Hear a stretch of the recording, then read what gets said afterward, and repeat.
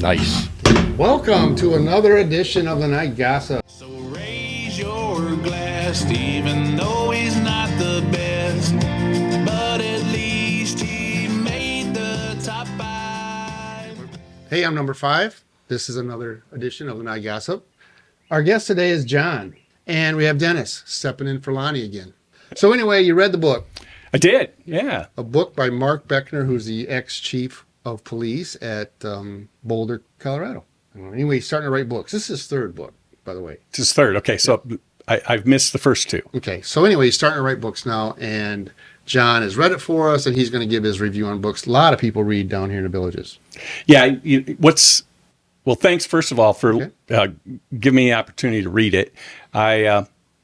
I enjoyed both. There's two stories. This is what's interesting. When you look at this book, if it was on a shelf or, it's called Naked Evidence, and it kind of leads into how the first body was found. I'm not going to give anything away. But there's a second story. I was expecting to read basically about a 400 or 500 page story, and there's a second story, which frankly makes it a really easy read. Mm-hmm. And, I'm the person that doesn't put down the book once I like it. And my wife can attest to that. It like consumes me once I like a book. So both of these were easy reads. I got them done very efficiently. I really liked the second story, which was called, I think, High Rise Murder. Okay. It was based in Chicago. And one of the things that, now I'm going to have to go backwards, though, because now that you've told me he's had two other books, it sounds like there's a reoccurring character, one of the detectives. And I like the way, I just like that. I like to know when I go into a story, I got somebody up, I already know a little bit of background on that particular person.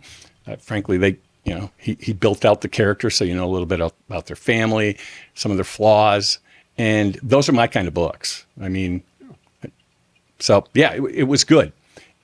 The other piece that I would say about both stories, I love it when I think I know who did it, Okay. And I'll tell her, and I don't know how, and then I try to figure out how did I get there before in a reasonable time, like where there are only 40 pages left, 20 pages left, 10 pages left, and he gives you enough to give you a sense of who it might be, and you can make that guess.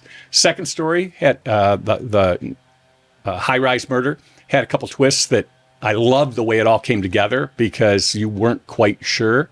The Naked Evidence was a little more evident. You just didn't know particularly who was involved. Oh, yeah. I think one place he builds out more than other books I've read is about the process.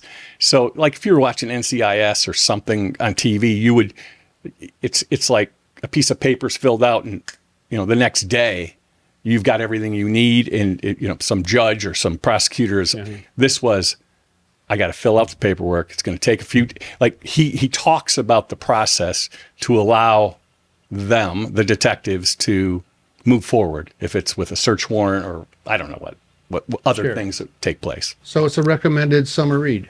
Oh yeah, absolutely. And it's going to be, again, because there's two stories in this book.